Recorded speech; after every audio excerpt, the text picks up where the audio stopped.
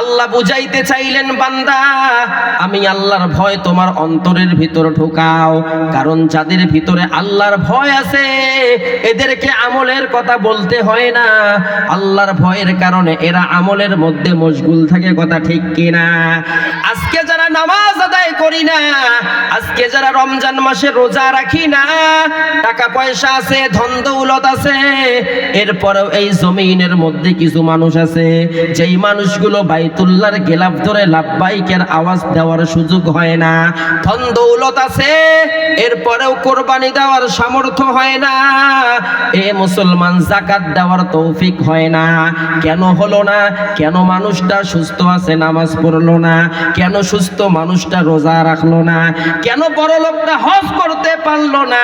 কেন 2 তালা বাড়ি, এরপরেও কেন কোরবানি দিতে পারলো না? আল্লাহ বলেন, বান্দা তার কারণ হলো তার ভিতরে তাকওয়া নাই, তার ভিতরে আল্লাহর ভয় নাই, কথা ঠিক কিনা? তাকওয়া নাই, আল্লাহর ভয় নাই। এই নদী নালার ভিতরে দেখবেন কিছু মাছ আছে যেই মাছগুলো বাচ্চা নিয়ে হেঁটে বেড়ায়, যেমন শাটি মাছ। একাই নদীর মধ্যে হাঁটে না, সাথে বাচ্চাদেরকে নিয়েও হেঁটে বেড়ায়। আপনি দেখলেন মাছটা বড় আর বাচ্চাগুলো ছোট ছোট বাচ্চা নিয়ে হেঁটে বেড়াইতেছে। যারা মাছ মারার অভ্যাস আছে এদের জিহ্বার মধ্যে পানি এসে যায়, কারণ এই মাছটা আমাকে ধরাই লাগবে। আপনি একটা বড়শি নিয়ে গেলেন অথবা একটা খোসা নিয়ে গেলেন, মা মাছটাকে আপনি খোসা দিয়ে হানলেন অথবা বড়শি দিয়ে উঠাই নিলেন।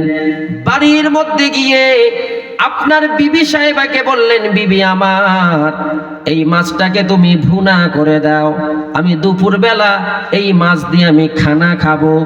ও জ্ঞান সম্পন্ন এলাকার মুসলমান, একটু জবাব দেওয়া লাগবে। মা মাছটাকে যে তুমি যে উঠাইয়া বাড়ির মধ্যে নিয়ে এসে ভুনা করে খেয়ে ফেললা, আমার এখানে প্রশ্ন হলো বাচ্চাগুলোর কি হবে?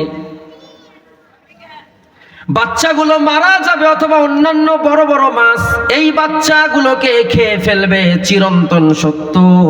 আল্লাহ বলেন, বান্দা মা মাছটাকে তুমি নিয়ে এসে রান্না করে খেয়ে ফেলেছো, বাচ্চাগুলো মারা গিয়েছে আমি আল্লাহ জানি। এরপরেও বান্দা ওই মা মাছটাকে আমি আল্লাহ তোমার জন্য হালাল করে দিলাম। আপনাদের বাড়ির আশেপাশে আম গাছ আছে না নাই? এই আম গাছের মধ্যে দেখবেন ঘুঘু খড়কুট পোয়াল নিয়ে গিয়ে ঘুঘু একটা বাসা বানায়, কিছুদিন বাসার মধ্যে অবস্থান করে, কয়েকদিন পরে ওই বাসার মধ্যে 2টা ডিম দিয়ে দেয়, ডিমের মধ্যে তা দিয়ে কিছুদিন পরে 2টা বাচ্চা ফুটায়। আপনার মেজো ছেলেটা দেখছে জিহ্বার মধ্যে পানি এসে গেছে, এই পাখিটা আমাকে ধরায় লাগবে, এই জন্য বাটুল ছুঁড়ে দিছে অথবা ইট দিয়ে ঢেল মারছে, বাটুলের আঘাত গিয়ে ঘুঘুর শরীরের মধ্যে লাগে, ঘুঘুটা জমিনের মধ্যে পড়ে ছটফট করে। আপনার মেজো ছেলেটা গলার মধ্যে ছুরি দিয়া আপনার বিবিকে এসে বলেছেন, আম্মা জান এই যে পাখিটা রান্না করে দেন, দুপুর বেলা মজা করে খাবো। ও এলাকার জ্ঞান সম্পন্ন মুসলমান, আমার এই জায়গায় প্রশ্ন হলো, মা পাখিটাকে তুমি খেয়ে ফেললা, তার যে 2টা ছোট বাচ্চা আছে, বাচ্চা 2টার কি হবে? বাচ্চা 2টা মারা যাবে, চিরন্তন সত্য। আল্লাহ বলেন, বান্দা মা পাখিটাকে খেয়ে ফেলছো, বাচ্চা 2টা মারা গেছে, আমি আল্লাহ বড় দয়াবান। এরপরেও বান্দা এই মা পাখিটা তোমার জন্য আমি আল্লাহ হালাল করে দিলাম। এ মুসলমান ভাইয়েরা আমার, আরেকটা উদাহরণ দিলে পরিষ্কার হয়ে যাবে। বাড়ির মধ্যে বিয়ে আসছে, বিয়ে নিয়ে আসছে, সমাধান করা লাগে। আপনার বিবি আপনাকে খুঁজে পায় না, আপনি মন্ডল পাড়ার মধ্যে গিয়ে চা খান, বিবি সাহেবা আপনাকে তালাশ করে কিন্তু আপনাকে পায় না। এখন বিবি সাহেবা কি করবে? বিয়েনিকে সমাধান করা দরকার আছে না নাই? এই আওয়াজে মানি না, আরো জোরে বলতে হবে, আছে না নাই? এখন আপনার বিবি সাহেবা চিন্তা করলো আমার স্বামী বাড়ির মধ্যে নাই, এজন্য আপনার বিবি একটা চিন্তা করলো বাড়ির মধ্যে একটা মুরগি আছে, কয়েকটা বাচ্চা ফুটাইছে। এখন আপনার বিবি ওই মুরগিটাকে ধরে গলার মধ্যে ছুরি দিয়ে দিছে, সুন্দর করে ভুনা করে বিয়েনিকে সামলায়া দিছে। এ মুসলমান ভাইরা আমার, এই যে বাচ্চাগুলো সারাদিন তার মাকে তালাশ করে, রাত্রিবেলা ঘুমাইতে পারে না, ভাষার মধ্যে নিয়ে গিয়ে আপনার বিবি ঢোকায়া দিছে, সারা রাত বাচ্চাগুলো ঘুমায় নাই, তার মাকে তালাশ করেছে। সকাল হয়ে যায়, আপনার বিবি সাহেবা বাসার দরজা খুলে দিছে, বাচ্চাগুলো সারাদিন আপনার পায়ের গোড়ার মধ্যে ঘোরে আর আপনার দিকে তাকায়া চেউ চেউ করে। আর এ কথায় জানি বুঝাইতে চায়, ও বাড়িওয়ালা মনিব, আমার মাকে কোথায় রেখে আছেন? আমার বিবিকে এ কথায় জানি বুঝাইতে চায়, ও বাড়িওয়ালা মনিব, আমার মাটা কোথায়? এই বাচ্চাগুলো সারাদিন তার মাকে তালাশ করে। মাঝে মাঝে দেখা যায় আকাশের মধ্যে চিলে উড়াল দেয়, আকাশের মধ্যে কাকে উড়ান দেয়। এমনও বাচ্চা আছে কাকের শিকার হয়ে যায়, এমনও বাচ্চা আছে চিলের শিকার হয়ে যায়। আল্লাহ বলেন, বান্দা, মা মুরগিটাকে সমাধান করেছো, বিয়েনিকে খাওয়াইছো, বাচ্চাগুলো কাকের শিকার হয়ে গেছে, বাচ্চাগুলো ওই চিলের শিকার হয়ে গেছে। মাঝে মাঝে কয়েকটা বাচ্চা মারা যায়, আমি আল্লাহ জানি। এরপরেও বান্দা, এই মুরগিটাও তোমার জন্য আমি আল্লাহ হালাল করে দিলাম। তার মানে কি? সমস্ত মাখলুকাত গুলো মানুষের গোলাম। কথা ঠিক কিনা বলেন? মাঠে ময়দানে গরু নিয়ে যান, গরুকে আপনি সুন্দর বিছানাও দেন না, সুন্দর খাবারও দেন না। এই গরুটাকে আপনি মাঠে ময়দানে গিয়ে হাল চাষ করেন, এই রোদ্রের মধ্যে গরুটা তার গা পুরায়া হাল চাষ করে, বৃষ্টির মধ্যে ভিজে এই গরুটা হাল চাষ করে, মাঝে মাঝে গরুর উপর আঘাতও করেন। এই গরু যদি আপনাকে ঢিসে দেয়, আপনার মতো 10 জন মানুষ এই গরুর সাথে কুস্তি লড়ে পারবে? পারবে? কিন্তু গরু আপনাকে ঢিসায় না। এ মুসলমান ভাইরা আমার, সারাদিন আপনি গরু নিয়ে মাঠে ময়দানের মধ্যে কাজ করেছেন, সন্ধ্যা হয়ে গেছে, গরুকে আপনি গোয়াল ঘরের মধ্যে বেঁধে দিয়েছেন, গরুকে দিয়েছেন এক জায়গায়, তার একটা বাছুর আছে, এই বাছুরটাকে বাঁধছেন আর এক জায়গায়, মা এক জায়গায়, বাছুর আর এক জায়গায়। সারাদিন গরুর বাছুর খাইতে পারে না, রাত্র যখন গভীর হয়ে যায়, বাছুরের জবান খুলে যায়। এই বাছুরটা পেটের ক্ষুধা সহ্য করতে না পেরে এই বাছুরটা তার মাকে ডাক দিয়ে বলে, আম্মা জান, আমি ছোট, আমি পারি না, ছিঁড়ে তোমার কাছে গিয়ে দুগ্ধ পান করব। ও মা, তোমার তো শক্তি আছে, তুমি একটু ছিঁড়ে আমার কাছে আসো না, একটু আমাকে দুগ্ধ পান করাও না। আপনারা হয়তো বা জানেন না, ওই গরু মাটা তার সন্তানকে ডাক দিয়ে বলে, এ আমার কলিজার টুকরা সন্তান, আমি পারি, আমি ছিঁড়ে তোমার কাছে গিয়ে আমি তোমাকে দুগ্ধ পান করাইতে পারি, কিন্তু না না, আমি তোমাকে এখান থেকে ছিঁড়ে তোমার কাছে গিয়ে তোমাকে দুগ্ধ পান করাইতে পারবো না। কারণ আল্লাহ তাআলা বানাইছে মানব জাতির গোলামি করার জন্য। সকাল যখন হয়ে যাবে, আমার মনিব আমার থেকে দুধ দহন করবে, আমার মনিবের সাথে বেঈমানি করে তোমাকে দুগ্ধ পান করাইতে পারবো না। কথা ঠিক কিনা? গরুর বাছুর চোখের পানি ছেড়ে কান্দে আর ডাক দিয়ে বলে, আম্মা জান, তাহলে আমি কি পিপাসায় কি মরে যাব নাকি? গরু তার বাছুরকে সান্ত্বনা দেয়, সন্তান, সকাল হয়ে যাক, এরপরে আমি তোমাকে দুগ্ধ পান করাইব। সকাল হয়ে গেছে, আপনি গরুটাকে গোয়াল ঘর থেকে বাইর করছেন, পোয়ালের কিনারের মধ্যে নিয়ে বেঁধে দিয়েছেন, সরিষের তেল গরুর ওলানের মধ্যে লাগাইয়া আপনি দুগ্ধ দহন করতেছেন, এমন করে দুগ্ধ দহন করেছেন, এক ফোঁটা দুধও নাই। এরপরে বাছুরটাকে মায়ের কাছে ছেড়ে দিয়েছেন।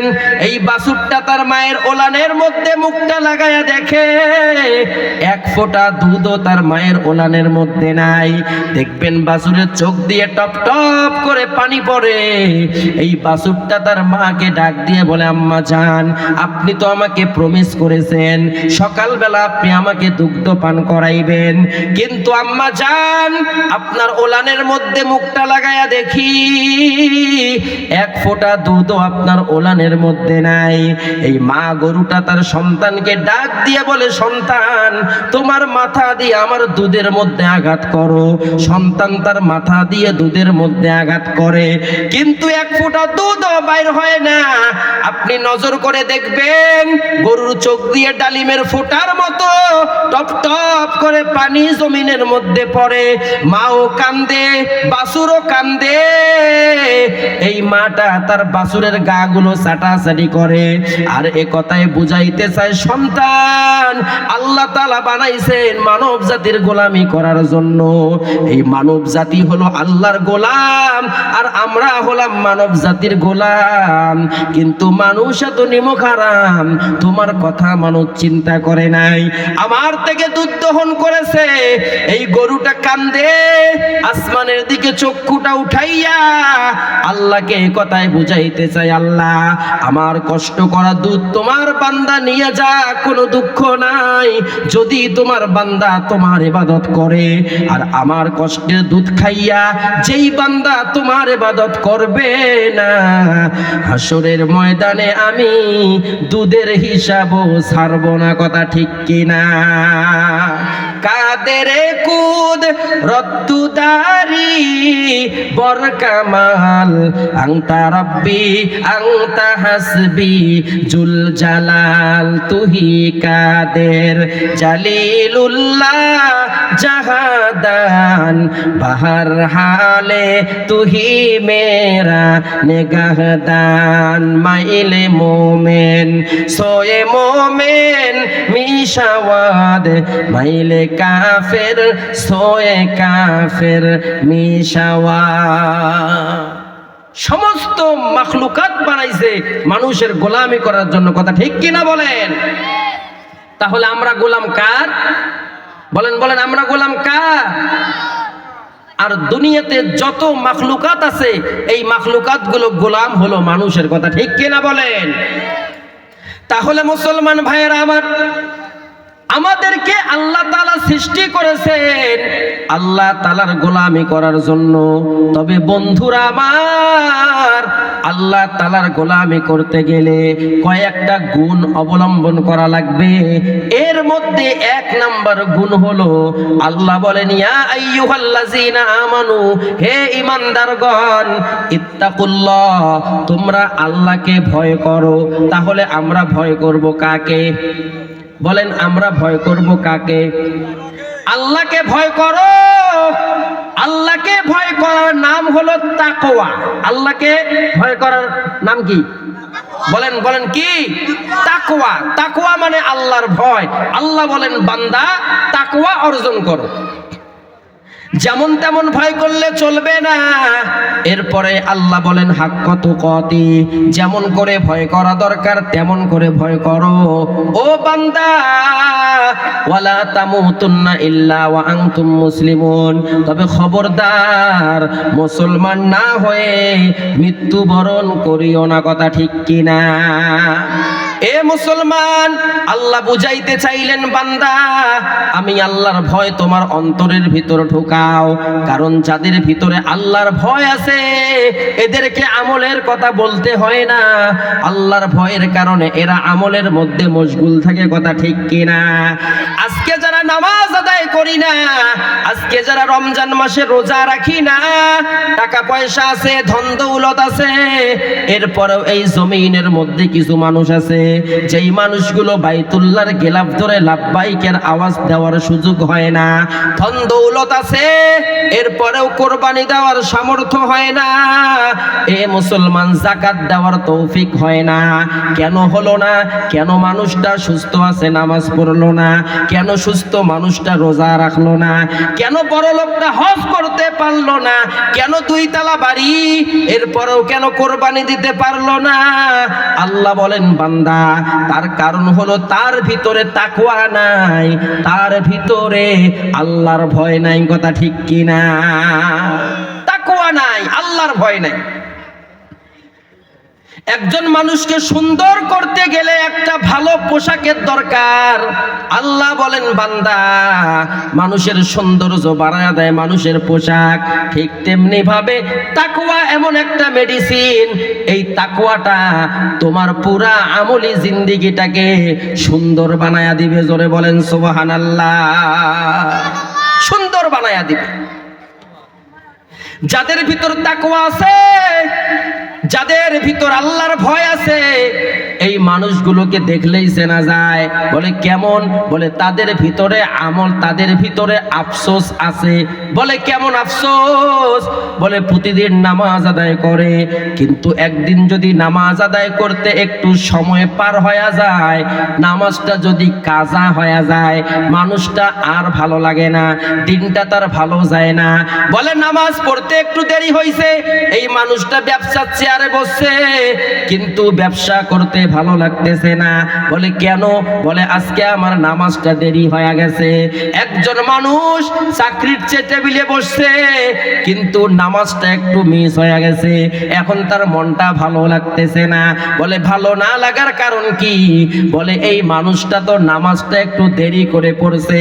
তাকওয়ার মেডিসিন এই মানুষটার ভিতরে আছে, এই জন্য এই মানুষটা 5 ওয়াক্ত নামাজ পড়ে, এই মানুষটা তাহাজ্জুদ বাদ দেয় না। এই ঠান্ডা ওই মানুষটার কাছে হেরে যায়। আপনি আমি ঠান্ডার কাছে হেরে যাই, তবে তাকওয়াবান মানুষগুলোর কাছে ঠান্ডা হেরে যায়।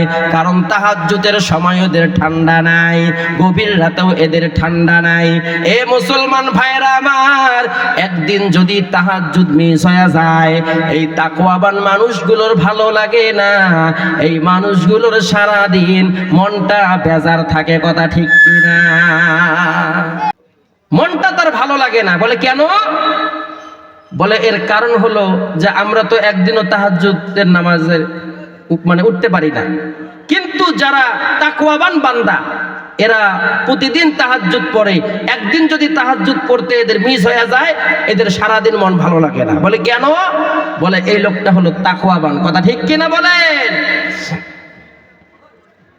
আমলের মোহাব্বত নাই, আমলের প্রতি মায়া নাই। বলে আমলের প্রতি মায়া না থাকার কারণ হলো বান্দার ভিতরে তাকওয়া নাই। কথা ঠিক কিনা?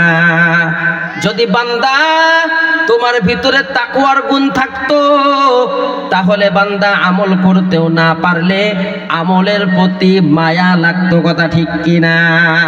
আমলের প্রতি মায়া লাগে না। এ বন্ধুরা আমার, যাদের ভিতর তাকওয়ার গুণ আছে, এদের ভিতর আমলের প্রতি মায়া আছে। বলে কেমন মায়া?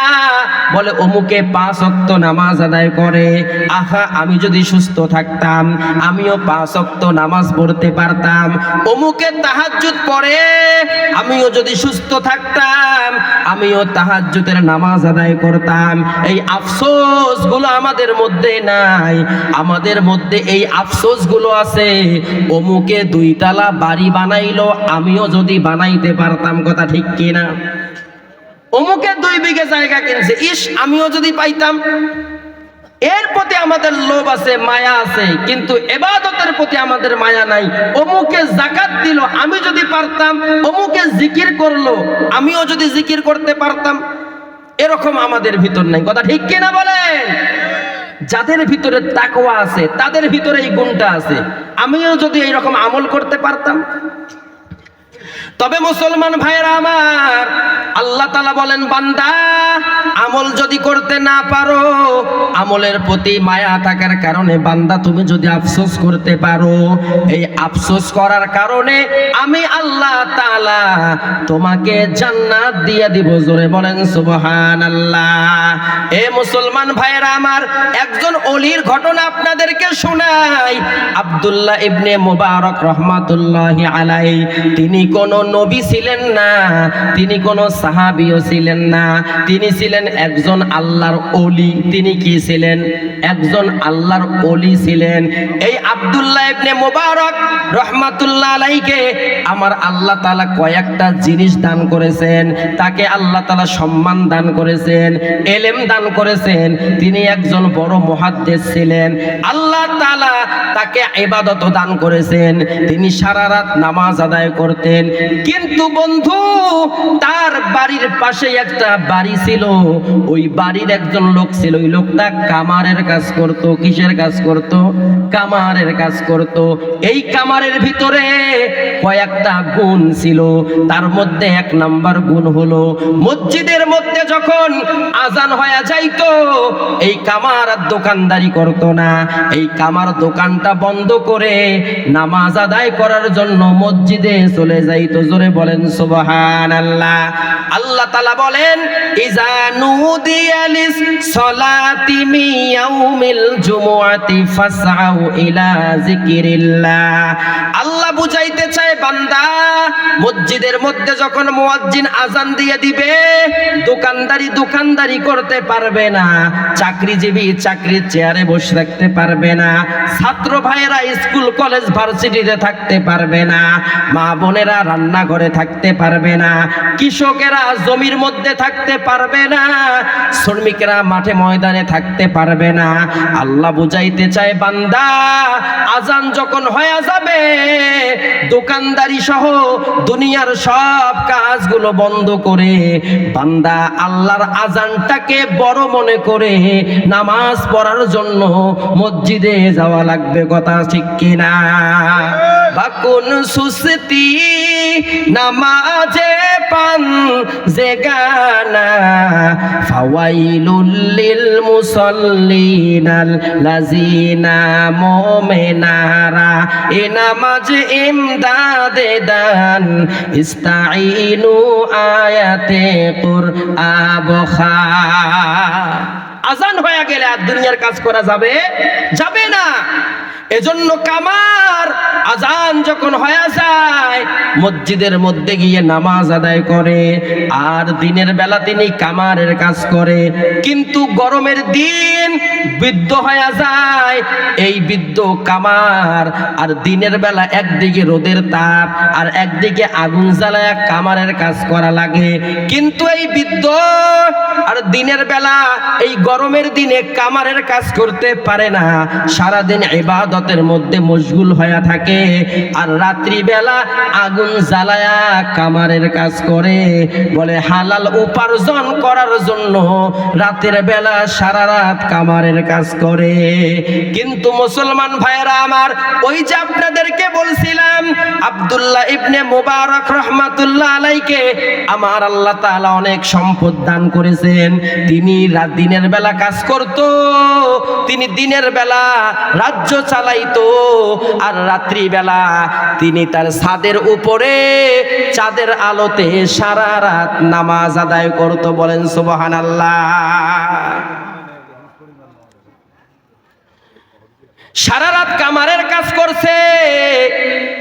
আর আল্লাহর ওলি আব্দুল্লাহ ইবনে মুবারক রাহমাতুল্লাহ আলাইহি সারাদিন কাজ করত, কিন্তু রাতের বেলা চাঁদের আলোর মধ্যে নামাজ আদায় করত। আব্দুল্লাহ ইবনে মুবারক কামারের কাজ করে রাত্রি বেলা, আর ছাদের উপরে ও আমার দিনের বেলা কাজ করতে পারে না, কারণ গরমের কারণে। রাতের বেলা চুলার আগুন জ্বালায়া কাজ করে, আর আব্দুল্লাহ ইবনে মুবারক ছাদের উপর নামাজ আদায় করে। আর এই কামার ওই আল্লাহর ওলি আব্দুল্লাহ ইবনে মুবারকের নামাজের দৃশ্য দেখে সারা রাত চোখের পানি ছেড়ে কান্দে, আর আল্লাহকে বলে, আল্লাহ তুমি আমাকে গরিব বানাইছো, তাতে কোনো আফসোস নাই, তবে দিনের বেলা যদি কাজ করার ক্ষমতা আমাকে দান করতা, আমি তোমার বান্দা আব্দুল্লাহ ইবনে মুবারকের মতো আমিও সারা রাত নামাজ আদায় করতাম। বলেন সুবহানাল্লাহ। মুসলমান ভাইয়েরা আমার, আব্দুল্লাহ ইবনে মুবারক দুনিয়া হতে বিদায় হয়ে যায়, কামারও দুনিয়া হতে বিদায় হয়ে যায়। ওই এলাকার মধ্যে একজন বড় বুজুর্গ ছিল, ওই বুজুর্গর সঙ্গে আব্দুল্লাহ ইবনে মুবারকের স্বপ্নের মাধ্যমে সাক্ষাৎ হয়ে যায়। বুজুর্গ তাকায়া দেখে আব্দুল্লাহ ইবনে মুবারক জান্নাতের মধ্যে ঘোরাফেরা করতেছে। এ মুসলমান ভাইরা আমার, এই বুজুর্গ আব্দুল্লাহ ইবনে মুবারককে ডাক দিয়ে বলে, ওগো আল্লাহর ওলি, যেমন আমল করেছেন তেমন কি জান্নাত পেয়েছেন? এবার আব্দুল্লাহ ইবনে মুবারক ডাক দিয়ে বলে, বুজুর্গ, আল্লাহ আমাকে জান্নাত দান করেছে, তবে আমার মনের মধ্যে আফসোস, আমার চাইতে বড় জান্নাতটা আব্দুল্লাহ আমার বাড়ির পাশে যে কামার আছে ওই কামারকে বড় জান্নাতটা দান করছে। বলেন সুবহানাল্লাহ। বুজুর্গর মাথাটা ঘুরে গেছে, বুজুর্গর মাথা ঘুরে গেছে। এত বড় একজন আল্লাহর ওলি, তার চাইতে কামার কেমন করে জান্নাত পাইলো? সারা রাত্রে বুজুর্গ ঘুমাইতে পারে নাই, চোখ দিয়ে টপ টপ করে পানি জমিনের মধ্যে পড়ে। ফজরের নামাজ পড়ে আর দেরি করে নাই, ওই কামারের বাড়ির মধ্যে গেছে। বাড়ির মধ্যে গিয়ে সালাম জানাইছে, দরজার মধ্যে নক করছে। ভিতর থেকে একজন মহিলা, ওয়ালাইকুমুস সালাম। বলে আপনি কে? বলে আমি হলাম এই এলাকার একজন বুজুর্গ। বলে আপনি কে? বলে আমি একজন বিবি। বলে কি ব্যাপার? বলে দুইটা প্রশ্ন করার জন্য আসছিলাম। বলে কি প্রশ্ন বলো? বলে আল্লাহ তাআলা আব্দুল্লাহ ইবনে মুবারকের চাইতে তোমার স্বামী কামারকে আল্লাহ তাআলা বড় জান্নাত দান করেছে, এটা কিভাবে সম্ভব? এর ব্যাখ্যা একটু দেন। কি এমন আমল করেছে আপনার স্বামী যার কারণে ওলির চাইতে বড় জান্নাত পাইলো? এবার আব্দুল্লাহ ইবনে মুবারকের বিবি চোখের পানি ছেড়ে কান্দে আর ডাক দিয়ে বলে, ওগো আল্লাহর ওলি, আমার স্বামীর তেমন কোনো আমলের কথা আমার জানা নাই, তবে দুইটা আমলের কথা আমার জানা আছে। এক নাম্বার আমল হলো, আমার স্বামী মসজিদের মধ্যে যখন আজান হয়ে যাইতো, আমার স্বামী আর দুনিয়ার কাজ করতো না। আমার স্বামী হাতুড়িটা মাথার উপর উঠাইছে, লোহার মধ্যে বাড়ি দিবে, এমন সময় মসজিদের মধ্যে আজান দিয়ে দিছে। আমার স্বামী ওই হাতুড়টা আর লোহার মধ্যে দেয় নাই, আমার স্বামী হাতুড়টা পিছন দিক দিয়ে ফালায়া দিয়েছে। আর আল্লাহকে কথাই বলতো, আল্লাহ তুমি আমাকে কামার বানাইছো, তবে দুঃখ নাই, মসজিদের মধ্যে আজান হয়ে গেছে আর আমি দুনিয়ার কাজ করি নাই, হাতুড়টাও আমি লোহার মধ্যে বাড়ি দেই নাই, পিছন দিক দিয়ে ফালায়া দিলাম। দুনিয়ার সবাই আমাকে কামার বলে, ও আল্লাহ হাতুড়টা পিছন দিয়ে ফালায়া দিলাম, এই আশায় ফালাইলাম। ও আল্লাহ, হাসরের ময়দানে তুমি আমাকে কামার বলে ডাক দিও না, সেদিন তুমি তোমার গোলাম বলে একটা ডাক দিও। জোরে বলেন সুবহানাল্লাহ। এ মুসলমান ভাইয়েরা আমার, এই কথা শোনার পর বুজুর্গর ব্যক্তির কৌতূহল জেগে গেল। ডাক দিয়ে বলে, আর কি আমলের কথা তুমি জানো? বলে, 2 নাম্বার আমলের কথা আমি জানি। আমার স্বামী গরমের দিনে দিনের বেলা কাজ করতে পারতো না, রাতের বেলা আমার স্বামী রাত্রি বেলা কামারের কাজ করত। আর ইবনুল মুবারক সারা রাত নামাজ আদায় করত, আমার স্বামী চোখের পানি ছেড়ে দিয়ে কান্না করত। ও আল্লাহ, আমাকে গরিব বানাইছো, আফসোস নাই, তবে তুমি যদি এতটুকু সামর্থ্য আমাকে দান করতা, আমিও দিনের বেলা কাজ করতাম আর রাত্রি বেলা আমিও ইবাদত বন্দেগী করতাম। ওই বুজুর্গ ব্যক্তির আর বুঝতে বাকি নাই, আল্লাহর ওলির চাইতে একজন কামার কেমন করে বড় জান্নাত উপার্জন করতে পারে। 1 নাম্বার নামাজকে প্রাধান্য দিল, 2 নাম্বার তাকওয়ার গুণ অর্জন করলো, আর রাত্রি বেলা আফসোস করেছে, আমলের আফসোস। এই আফসোসটা আল্লাহর দরবারে এত পছন্দ হয়ে গেছে, আমার আল্লাহ তাআলা দুনিয়ার একজন বুজুর্গর চাইতে একজন কামারকে বড় জান্নাত দান করেছে। জোরে বলেন সুবহানাল্লাহ। এলাকার মুসলমান, তাহলে আপনাদের কাছে আমি জানতে চাই, তাকওয়ার গুণ অর্জন করা দরকার আছে না নাই? হযরত আলীকে প্রশ্ন করলো, আলী তাকওয়া কাকে বলে আমরা জানতে চাই। হযরত আলী ডাক দিয়ে বলে, এ দুনিয়ার মানুষেরা, তাকওয়া হলো 4 জিনিসের নাম। জোরে বলেন, তাকওয়া কয় জিনিসের নাম? তাকওয়া হলো 4 জিনিসের নাম। 1 নাম্বার হলো আল খাউফু বিল জালিল, আল্লাহকে ভয় করার নাম হলো তাকওয়া। আল্লাহকে ভয় করার নাম। হযরত আলী বললেন তাকওয়া হলো 4 জিনিসের নাম। কয় জিনিসের নাম? 4 জিনিসের নাম। 1 নাম্বার হলো আল খাউফু বিল জালিল। 1 নাম্বার কি? আল খাউফু বিল জালিল, আল্লাহকে ভয় করার নাম হলো তাকওয়া। বলে আল্লাহকে কেমন ভয় করার নাম? বলে উপস্থিতির ভয়। এ মুসলমান ভাইরা আমার, আপনি যদি মনে মনে চিন্তা করেন আমি যদি ঘরের ভিতর অন্যায় করি তাহলে হয়তোবা মানুষ আমাকে দেখতে পারে, না না, বাইরে অন্যায় করা যাবে না, আমাকে ঘরের ভিতর অন্যায় করা লাগবে, না না, ল্যাপের তলে অন্যায় করব, জঙ্গলের মধ্যে গিয়ে অন্যায় করব, লাইট বন্ধ করে অন্ধকারের মধ্যে অন্যায় করব, দুনিয়ার কোনো মানুষ দেখবে না। তবে বন্ধুরা আমার, যাদের ভিতরে তাকওয়া আছে, যাদের ভিতর আল্লাহর ভয় আছে, এই মানুষগুলো বলে দুনিয়ার কেউ না দেখলেও একজন আমার দিকে তাকায় আছে, তিনি আমার আল্লাহ। কথা ঠিক কিনা? আল্লাহর ভয়ের নাম হলো তাকওয়া। বলে কেমন ভয়? হযরতে আবু বকর রাদিয়াল্লাহু তাআলা আনহু, এই উম্মতে মুহাম্মাদের ভিতরে যতগুলো মানুষ আছে, এই মানুষগুলোর ভিতরে হযরত আবু বকরকে আমার আল্লাহ সবচাইতে সম্মান দান করেছে। বলেন সুবহানাল্লাহ। বলে কেন আবু বকরকে এত সম্মান দান করলো? আবু বকরের ভিতর কি আছে? আল্লাহ বলেন ইন্না আকরামাকুম ইনদাল্লাহি আতকাকুম। আবু বকরের ভিতরে তাকওয়া আছে, আল্লাহর ভয় আছে। এই আল্লাহর ভয় থাকার কারণে হযরত আবু বকরকে আমার আল্লাহ তাআলা সবচাইতে সম্মান দান করছে, সবচাইতে সম্মান দান করেছে। হযরত আবু বকরের বাড়ির মধ্যে 3 দিন পর্যন্ত চুলার মধ্যে আগুন জ্বলে না। হযরতে আবু বকর ক্ষুধায় ব্যথিত। এমন সময় একজন গোলাম একটু রুটি আর একটু গোশত নিয়ে আবু বকরের সামনে দিছে। 3 দিনের ক্ষুধা মানুষ বোঝে নাই তো, চিন্তা করে নাই, একটু রুটি ছিঁড়ে গোশত দিয়ে খেয়ে ফেলছে। 1 লোকমা খাওয়ার পরে হযরত আবু বকর মনে মনে চিন্তা করে, আমি যে রুটিটা খাইলাম, গোশতটা খাইলাম, এই রুটির হাকিকত কি? এই গোশতের হাকিকত কি? কোথা থেকে আসলো এই রুটি? কোথা থেকে আসলো এই গোশত? এমন সময় হযরত আবু বকর গোলামকে ডাক দিয়ে বলে, গোলাম, কোথায় পাইছো রুটি, কোথায় পাইছো গোশত? এই রুটি গোশতের ব্যাখ্যা দাও। গোলাম ডাক দিয়ে বলে, আবু বকর, জাহেলিয়াতের যুগে আমি একজন রোগীর বাড়িতে আমি একটু ঝাড়ফুঁক দিয়েছিলাম। এই ঝাড়ফুঁক দেওয়ার কারণে তারা গরিব মানুষ, আমাকে কোনো হাদিয়া দিতে পারে নাই।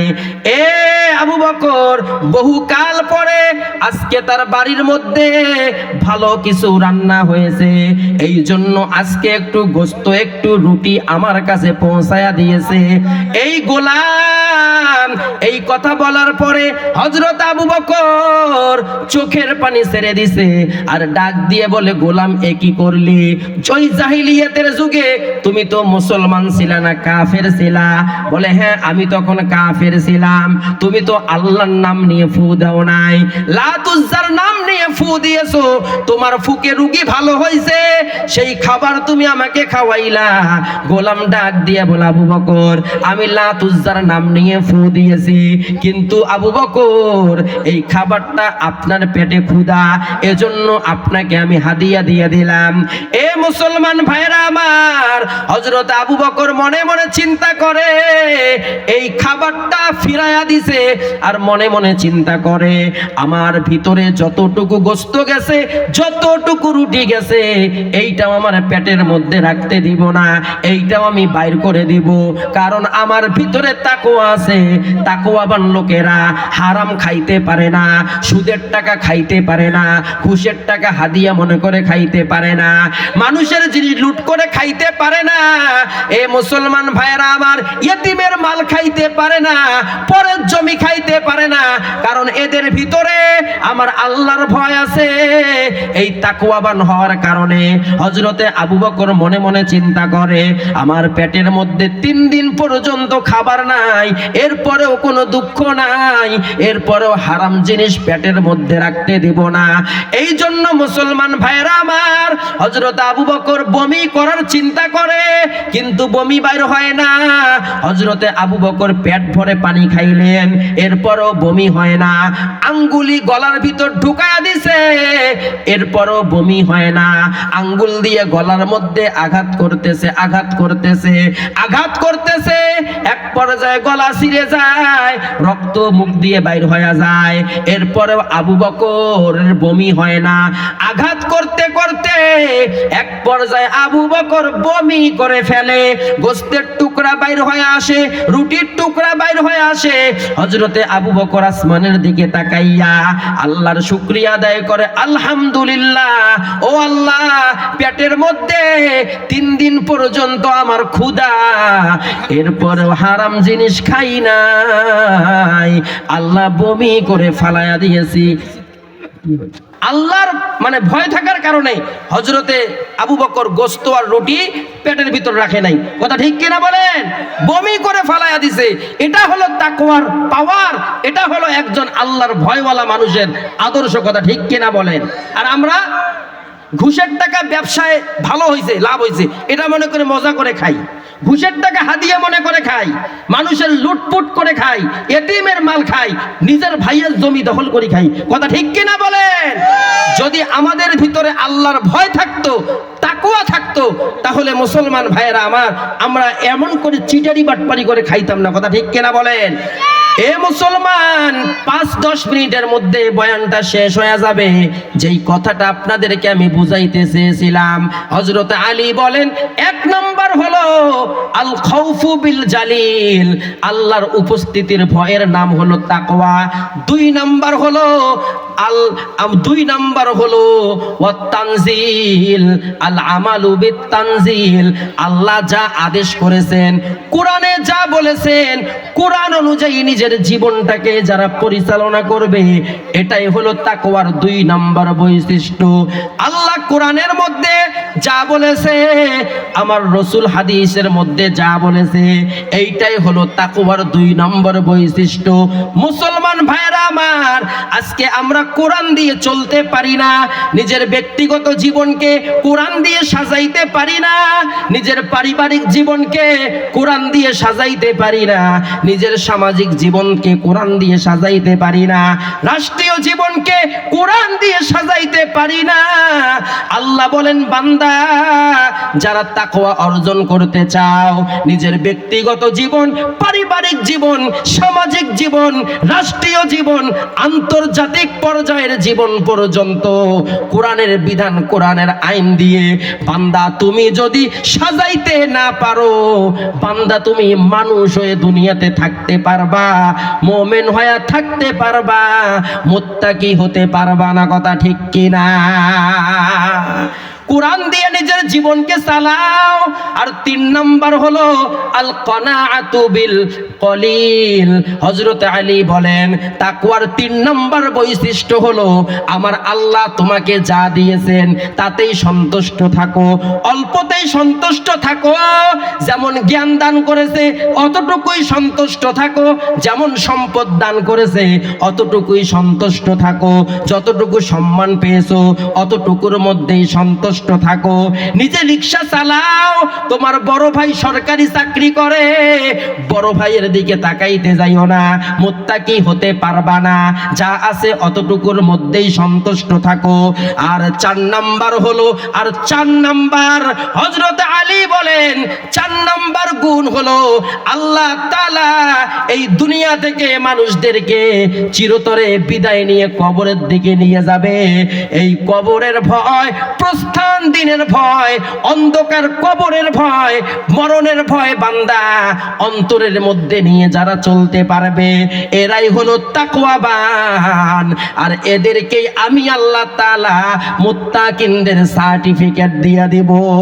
আল্লাহু আকবার, কোন আল্লাহু আকবার। অন্ধকার কবরের ভয় নাই এ মুসলমান ভাইরা আমার। তবে যাদের ভিতর তাকওয়ার গুণ আছে এরা মরার চিন্তা করে কি করে না? কবরের চিন্তা এরা করে, কারণ মরার সাথে সাথে কবরের মধ্যে নিয়ে যাওয়া হবে। কবরের মধ্যে ফেরেশতারা প্রশ্ন করবে, মার রব্বুকা, রবের পরিচয় দাও। এরা ভালো করেই জানে যাদের আল্লাহর সাথে সম্পর্ক নাই এরা আল্লাহর পরিচয় দিতে পারবে না। সেদিন বলবে দীনিয়াল ইসলাম, ধর্মের পরিচয় দাও। যাদের ধর্মের সাথে সম্পর্ক নাই এরা সেদিন ধর্মের পরিচয় দিতে পারবে না। এদেরকে নবী সম্পর্কে প্রশ্ন করা হবে। যারা নবীর তরিকা মতো চলে নাই, নবীর বিধান অনুযায়ী চলে নাই, নবীর সুন্নতের মালা যারা গলায় পড়ে নাই, ও মুসলমান, তারা নবীর পরিচয় দিতে পারবে না। এই জন্য তাকওয়াবান ব্যক্তিগুলো দুনিয়ার জমিনে চলে মৃত্যুর ভয় নিয়ে চলে, আখিরাতের ভয় নিয়ে চলে। কথা ঠিক কিনা? দুইজন সাহাবী যুদ্ধের ময়দানে যাইতেছে। সাদ ইবনে আবি ওয়াক্কাস রাদিয়াল্লাহু তাআলা আনহু, আব্দুল্লাহ ইবনে জাহাশ রাদিয়াল্লাহু তাআলা আনহু, দুইজন পরামর্শ করে আল্লাহর রাস্তায় বের হওয়ার সময় দোয়া কবুল হয়। কথা ঠিক কিনা? এজন্য আমরা তাবলীগের মধ্যে দেখতে পাই, তাবলীগের ভাইয়েরা যখন গাছতে যায়, মানুষকে দাওয়াত দেওয়ার জন্য যায়, এরা দলবদ্ধ হয়ে দোয়া করে যায়। কথা ঠিক কিনা? কারণ আল্লাহর রাস্তায় বের হওয়ার সময় ওই দোয়া আল্লাহর দরবারে বৃথা যায় না। কথা ঠিক কিনা? মুসলমান ভাইরা আমার, দুইজন পরামর্শ করে এই সময়ের দোয়া তো কবুল হয়। ও সাদ ইবনে আবি ওয়াক্কাস, তুমিও দোয়া করবা, আমিও দোয়া করব, তবে মনে মনে দোয়া করব, গোপনে করব। আমার দোয়া শেষ হলে তুমি আমিন বলবা, তোমার দোয়া শেষ হলে আমি আমিন বলবো। এবার দুইজনে হাত তুলছে। সাদ ইবনে আবি ওয়াক্কাস দোয়া করছে, আব্দুল্লাহ ইবনে জাহাশ রাদিয়াল্লাহু তাআলা আমিন বলছে। আব্দুল্লাহ ইবনে জাহাশ রাদিয়াল্লাহু তাআলা দোয়া করছে, সাদ ইবনে আবি ওয়াক্কাস আমিন বলছে। যখন মুনাজাত শেষ হয়ে গেছে, আব্দুল্লাহ ইবনে জাহাশ ডাক দিয়া বলে, ও চাচা, আপনি কি দোয়া করলেন একটু বলেন। এবার সাদ ইবনে আবি ওয়াক্কাস ডাক দিয়ে বলে, আমি তো আল্লাহর দরবারে এটাই দোয়া করেছি, আল্লাহ, যুদ্ধের ময়দানে যাইতেছি, বড় একটা কাফের আমাকে ধরায়া দিও, যেই কাফেরের অনেকগুলো ধন সম্পদ আছে, আমার তলোয়ারের আঘাতে ওই কাফের যেন দ্বিগুণিত হয়ে যায়, যুদ্ধের ময়দানে যেন কাফেরকে হত্যা করতে পারি, আর কাফের যতগুলো ধন সম্পদ আছে এই ধন সম্পদ গুলো নিয়ে যেন মদিনায় ফিরতে পারি। আমারও উপকার হবে, এলাকাবাসীর উপকার হবে। আব্দুল্লাহ ইবনে জাহাশ, তুমি কি দোয়া করেছো বলো। আব্দুল্লাহ ইবনে জাহাশ চোখের পানি ছেড়ে দিছে আর ডাক দিয়ে বলে, চাচা যান, আমি তো এই দোয়াটাই আল্লাহর দরবারে করেছি, আল্লাহ, আজকে যুদ্ধের ময়দানে তো মুসলমান আর কাফেরদের মধ্যে যুদ্ধ হইতেছে, মুসলমানদের মধ্যে তো অনেকেই মারা যাবে, যেই মুসলমানরা শহীদ হয়ে যাবে, ও আল্লাহ, তাদের খাতায় আমারও নামটা লেখাইয়া নিও, কারণ শহীদের কোনো বিচার নাই, ও আল্লাহ, হিসাব নাই, আমি হিসাব দিয়ে পার হইতে পারবো না। এই জন্য যুদ্ধের ময়দানে যেন কাফেররা আমার হাত কেটে নিয়ে যায়, কাফেররা যেমন আমার পা কেটে নিয়ে যায়, কাফেররা যেন আমার মুখ কেটে নিয়ে যায়, কারণ আলিয়াউমা নাখতিমু আলা আফওয়াহিহিম ওয়া তুকাল্লিমুনা আইদিহিম ওয়া তাশহাদু আরজুলুহুম বিমা কানু ইয়াকসিবুন। হাসরের ময়দানে আল্লাহ তাআলা জাব্বার এবং কাহার নামের রূপ নেবেন, আল্লাহর চোখের দিকে তাকানোর শক্তি নবীরাও পারবে না, সাহাবায়ে কেরামও সাহস পাবে না। ও আল্লাহ, সেদিন তুমি জবানের মধ্যে তালা লাগায়া দিবা, সেদিন আমার হাত সাক্ষ্য দিবে, সেদিন আমার পা সাক্ষ্য দিবে, এই জমিন সেদিন সাক্ষ্য দিবে, কিন্তু আমি হিসাব দিতে পারবো না। ও আল্লাহ, হাসরের ময়দানে আমি এমন ভাবে দাঁড়াইতে চাই, আমার হাত যেন না থাকে, আমার পা যেন না থাকে, একদম ক্ষত বিক্ষত মতো অবস্থায় আমি যেন তোমার সামনে দাঁড়ায় যাই, ফেরেশতারা যেন বলতে পারে যুদ্ধের ময়দানে শহীদ হয়ে গেছে, আসলেই তোমার বান্দা শহীদ, বিনা হিসাবে জান্নাত পেয়ে যাব। যুদ্ধ শেষ হয়ে গেল, আব্দুল্লাহ ইবনে জাহাশ দুনিয়া হতে বিদায় হয়ে গেছে, আর সাদ ইবনে আবি ওয়াক্কাস ওই কাফেরকে হত্যা করে মাল সামানা নিয়ে মদিনার দিকে রওনা হয়ে গেছে। আর আফসোস করে জমিনের মধ্যে মাথাটা ঠেকাইয়া আল্লাহর দরবারে বলে, আল্লাহ তোমার তোমার বান্দা আব্দুল্লাহ ইবনে জাহাশ আমার আমিন বলাতে জান্নাতি হয়ে গেল, কবরের হিসাব থেকে নাজাত পায়া গেল, হাসরের হিসাব থেকে নাজাত পায়া গেল, বিনা হিসাবে জান্নাত পেয়ে গেল। ও আল্লাহ, আর তার আমিনে আমি গাজী হইয়া ধন সম্পদ নিয়ে মদিনায় আসতেছি, এমন করে আফসোস করে। আল্লাহ তাআলা এটাই বুঝাইতে চায়, বান্দা যাদের ভিতরে তাকওয়ার গুণ আছে এই বান্দাগুলো দুনিয়া নিয়ে চিন্তা করে না। এরা খাওক আর এরা খানা খাক আর এরা ঘুমাক আর এরা জমিনের মধ্যে চলুক, খাইতে গেলেও এদের দিলের মধ্যে এমন তামান্না আমার আল্লাহর ভয় আর আল্লাহর মোহাব্বত, ঘুমাইতে গেলেও আল্লাহর ভয় আর মোহাব্বত, বলে এমন মোহাব্বত সারা রাত্র ঘুমাইতে পারে না। গভীর রাত্রে এই বান্দাদের ঘুম ভেঙে যায়, তাহাজ্জুদের নামাজের মধ্যে সিজদায় পড়ে কান্দে, আল্লাহ তুমি আমাকে গরিব বানাইছো, তাতে আমার কোনো দুঃখ নাই, তবে দয়ার মালিক আয় আল্লাহ এই গভীর রাতের সিজদা যেন বৃথা যায় না। আল্লাহ তাআলা বলেন, অতিও গভীর হয় রজনী যখন, নীরবে প্রভুর নাম জপিও তখন, প্রভুর করুণা যদি পাইতে চাও, প্রভুর করুণা যদি পাইতে চাও, গভীর রাতে উঠে প্রভুর গুণগান গাও, গভীর রাতে উঠে প্রভুর গুণগান গাও। একে চশমে জাদান গাফেলা যা শাহেদাবাসী, শায়াদ গেনে গাহে কুনাদা গাহনাবাসী, শায়াদ গেনে গাহে কুনাদা গাহনাবাসী। গভীর রাতের ইবাদত এটা যাত্রার পক্ষে সম্ভব নয়, বরং যাদের ভিতরে তাকওয়ার গুণ আছে, যাদের ভিতরে আল্লাহর ভয় আছে, এদের দ্বারাই সম্ভব। কথা ঠিক কিনা বলেন? এজন্য ইবাদত করার আগে তাকওয়ার গুণটা অর্জন করা লাগবে। কথা ঠিক কিনা বলেন? আল্লাহ বলেন, ইন্না আকরামাকুম ইনদাল্লাহি আতকাকুম, তোমাদের মধ্যে ওই ব্যক্তিটাই সবচাইতে সম্মানী হবে যার ভিতরে তাকওয়ার গুণ আছে। এজন্য গোটা উম্মতে মুহাম্মাদের ভিতরে হযরতে আবু বকর রাদিয়াল্লাহু তাআলা আনহু সমস্ত উম্মতের মধ্যে সবচাইতে সম্মানী। বলে কেন? বলে আবু বকরের পুরা দিলটা তাকওয়া দিয়ে ভরা। কথা ঠিক কিনা বলেন? আমরাও যেন তাকওয়ার গুণ অর্জন করতে পারি। আমরা কি করতে পারি? তাকওয়ার গুণ অর্জন করতে পারি। কারণ